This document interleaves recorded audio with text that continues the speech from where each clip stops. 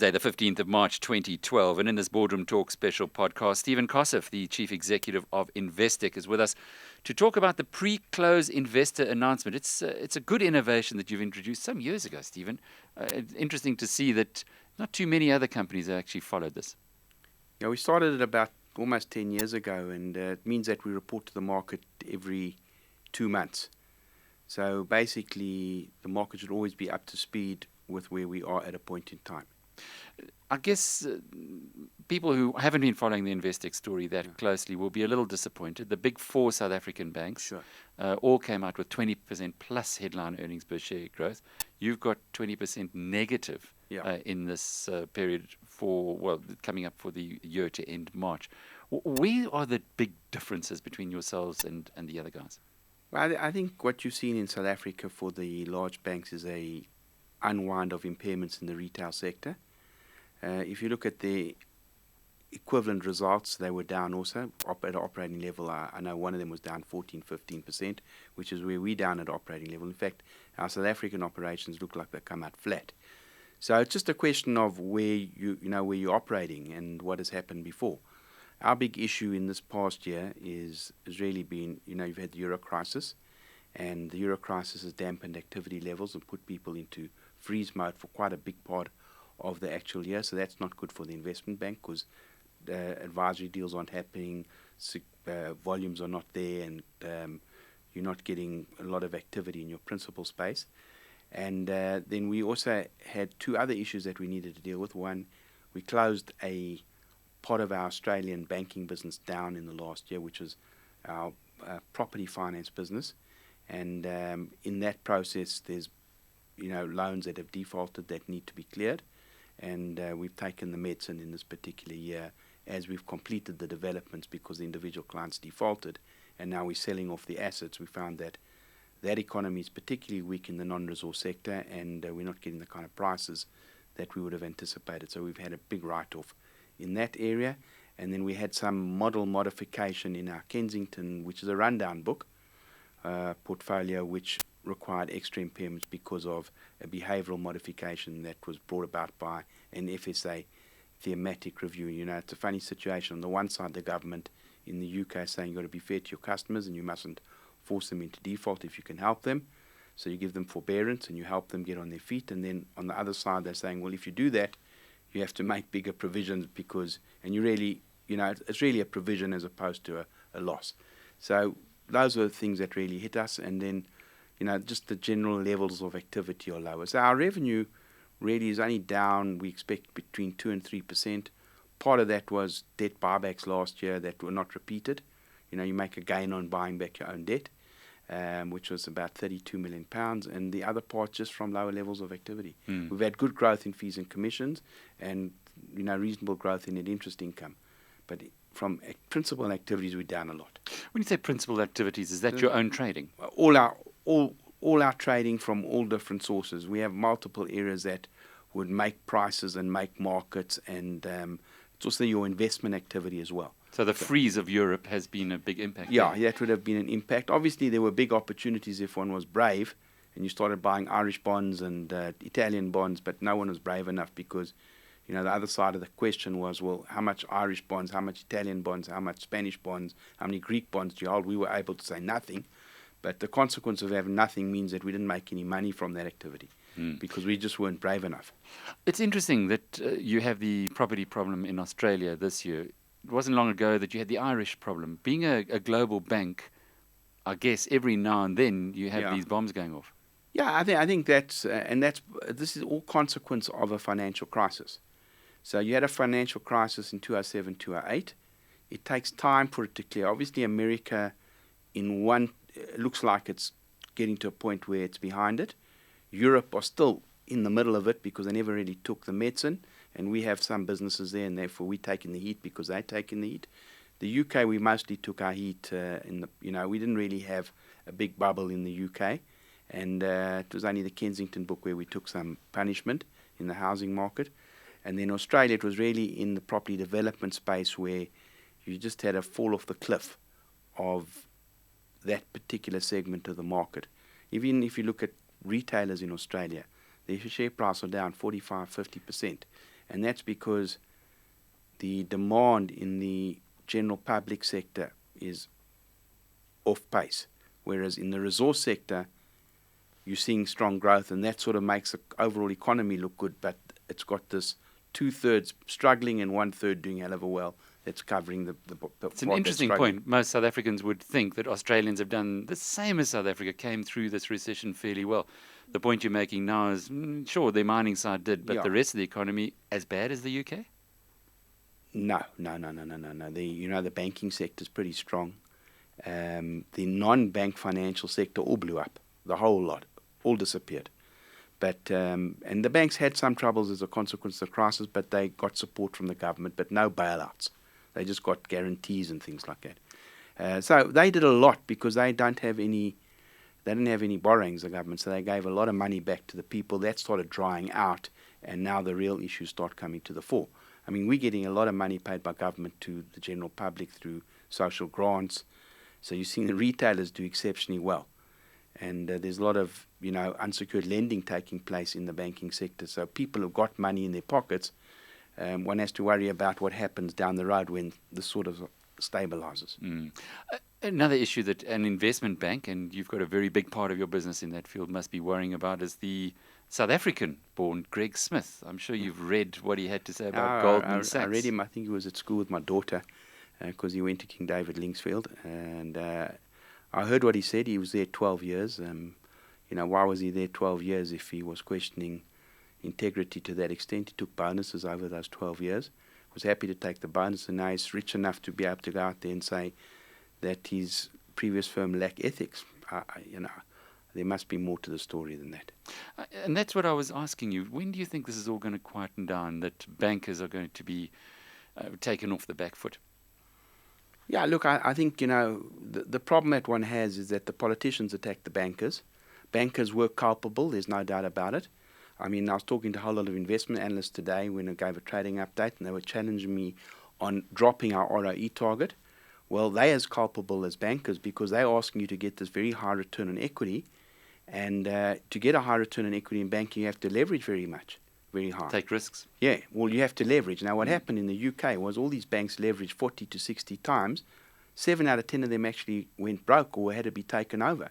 So you can't over-leverage. I mean, I was listening to Sheila Bair, who was the ex-head of the US Prudential Authority, saying that, you need to watch leverage because capital is one thing, risk-weighted assets are one thing, but leverage is another. And that, banks can tweak their models to bring down their risk-weighted assets. So you really have to watch the macro picture. And, if you want to get a very high ROE as a bank, then you have to leverage very high or you have to widen your margins. And something's got to give. Someone's got to pay. So I think there were a lot of people culpable in the financial crisis, but they have to blame someone, and you've got to blame the guys who earn the money, which are the banks. And, it's going to be there. Probably it should start dying down, but I think it'll still be there for a while to come. Because the middle class, if you remember Davos, what they were talking about was what is happening with the middle class. Well, the middle class in the US have not seen any real growth in earnings for 20 years. So you've got the wealthy doing very well, the poor doing poorly, and you've got the middle class actually going nowhere. And these people are getting cross. So you're going to have, focus on the industry. It's getting better, and at a point in time you have to have some kind of an accord because, we as bankers think we do very good work for broader society by helping businesses get up and going and helping people fund activities before they actually earn the money. You do play quite a big role in society, and you know what happens when banking freezes, what happens to general economic activity. So there should be some kind of peace accord. I mean, we haven't really had that kind of flack, if I can call it, in SA, and I haven't seen the same kind of level of anger in a place like Australia. But certainly the UK, if you arrive at customs, they say, what do you do? And you say, you're a banker. They say, well, I wouldn't tell anyone that. So it's still moderating, but it's still there. I mean, if you just saw the attack on Bob Diamond, who got his gap between US tax and UK tax paid by Barclays, and they took him apart in the press over the last week. And, it's still there, but hopefully it starts moderating. And the leverage, we did speak about this 6 months ago when The leverage has definitely come down substantially since the financial crisis, probably halved. Which and in Europe it didn't really come down; it still stayed the same or went up a bit. That has got to start coming down, and you're going to see it coming down. So there is still a deleveraging process taking place. In South Africa, the banks were lowly leveraged. In Australia, they were also lowly leveraged. In Canada, they were lowly leveraged. And those are the systems that actually survived the crisis. We're lucky we had a mini crisis in the early 2000s and actually got our shop in shape. I'm talking about the sector at large. So, yeah, I think that leverage makes a big issue. Does make a big difference. On a more contemporary note, there were changes in the budget to tax legislation. I see you brought out a separate announcement on the dividend withholding tax. Yeah. Well, basically, we as any party who paid a dividend would pay a secondary tax on the dividend. That gets scrapped on the 1st of April. I think it's the 1st of April, and the individual will now pay tax on their dividend, and banks are obliged to withhold the tax. So basically what we've said is that although we weren't obligated, we did say some time ago that if this tax shifts, we will pass on the benefit that we receive to the client, and that's what that announcement does. Stephen, you have reduced your targets, as you made mention of a bit earlier. Return on equity, your old target was over 20%, now it's 12 to 16%. That's a significant change. Yes, and I think it does reflect the change in the world we're in and the change in the nature of our industry. I think there will come a point in time where we'll be able to raise those targets if our business model, the way we're trying to build it, works. If we can build our non-banking businesses organically. But at this point in time, for the next few years, I think that's the kind of target that makes sense. And it does reflect the fact that we have to hold more capital, that a whole host of what were historically capital instruments will get phased out from 2013. And you have to build up your capital, and it's no good having hybrid capital. You've got to have what they call core capital. So it does reflect that, and it does reflect the fact that the industry is being designed by the regulators to be lower risk. So you have to have more liquidity as well. So look at our liquidity. We have £10.6 billion on our balance sheet. I was asked by an analyst today, why do you keep on building your retail deposits? Well, we're probably one of the best funded banks in the world. And it's really because we got no one really to help us if trouble hits. So therefore, we want a diversified deposit base. And that's what we've always had. Even when you were a reporter in the early 80s, remember, you used to put articles about us on looking after the retail depositor. Stephen, those lovely, lovely days. You've come a long, long way since then.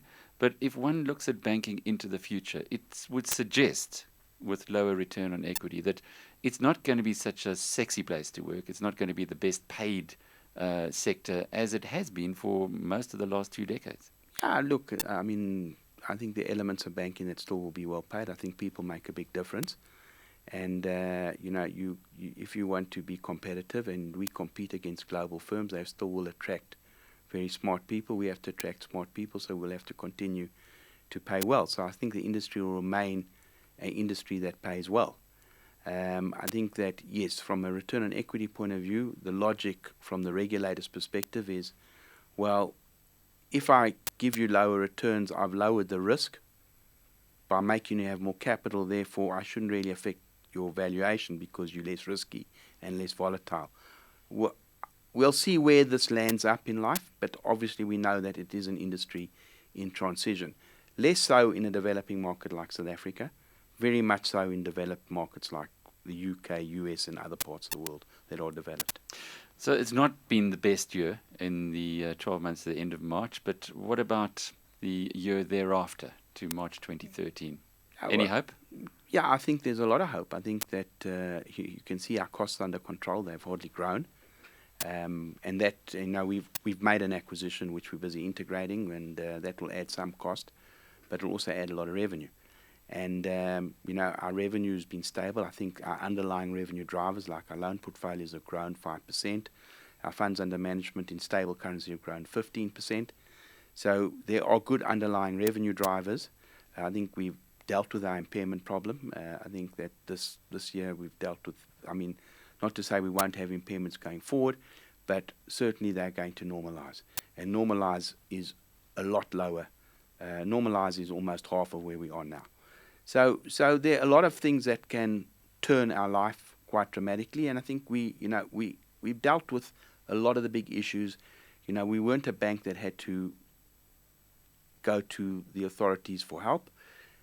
Certainly, as I said to you at the beginning, 7 out of 10 UK banks had to go for help or had to be taken over or bailed out, and some had to sell very significant assets to actually survive.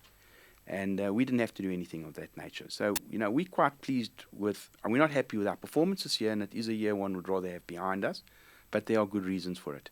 And the good reasons are, well, Europe was a mess. It's only sort of coming right now. It looks like it will be stable for the next year or two. And as they move down the road, I think, the way they work, they will get the system into shape.